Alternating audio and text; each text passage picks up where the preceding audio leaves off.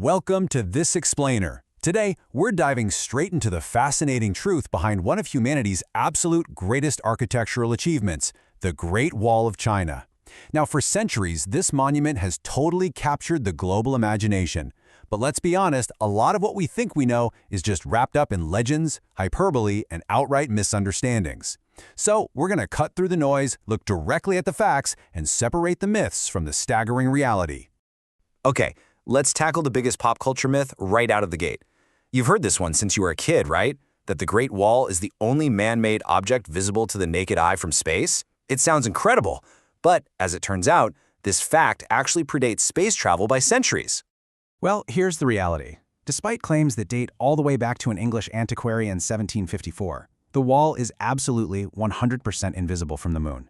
In fact, trying to spot it from the moon would be like trying to see a single human hair from 2 miles away. No way. And what about low Earth orbit, like where the International Space Station hangs out? NASA confirms it's barely distinguishable, and that's only under absolutely perfect lighting conditions. Why? Because the builders used local earth and stone, which basically acts as this massive natural camouflage, blending it right into the landscape.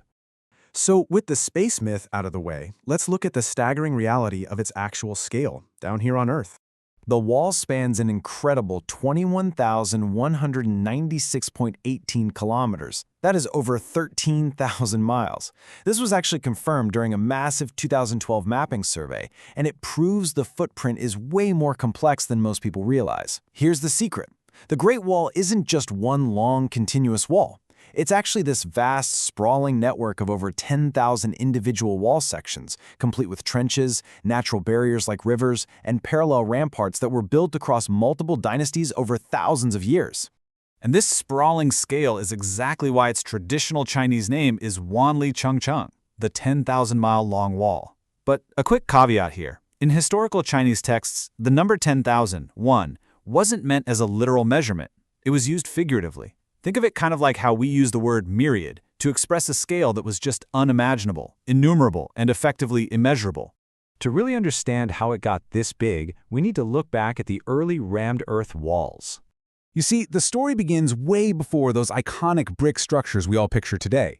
Wall building in China actually started between the 8th and 5th centuries BC as these fragmented, local defenses built by competing states. But then, in 221 BC, the first emperor of the Qin dynasty unifies China.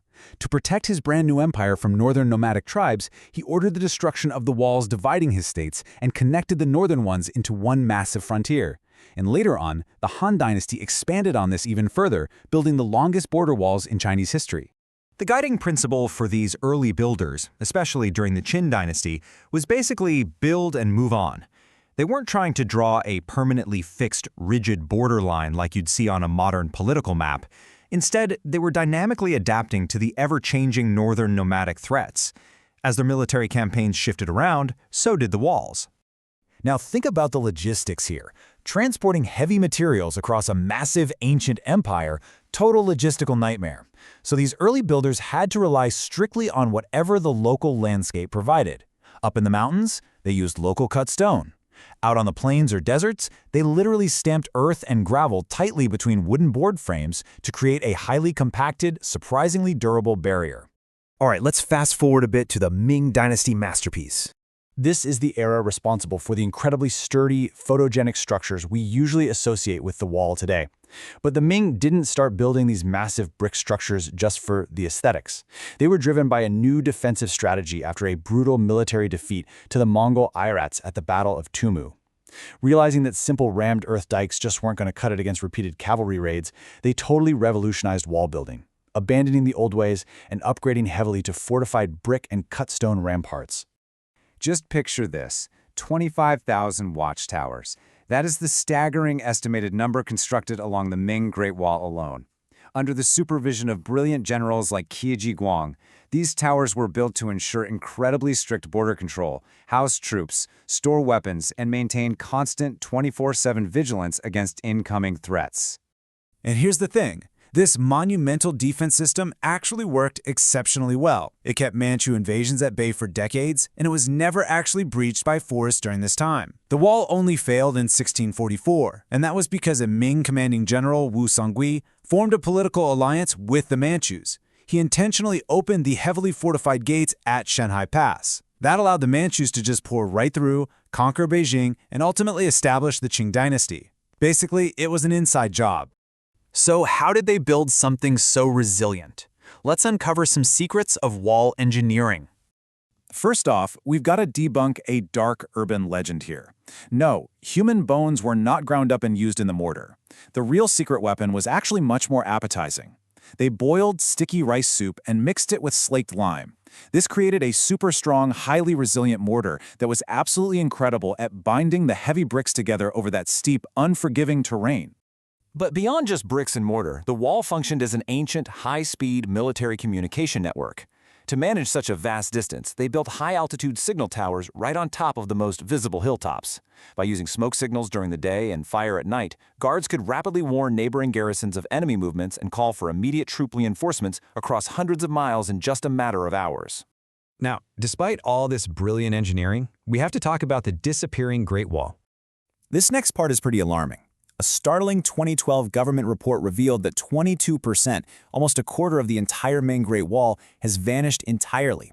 That's nearly 2,000 kilometers of history just gone.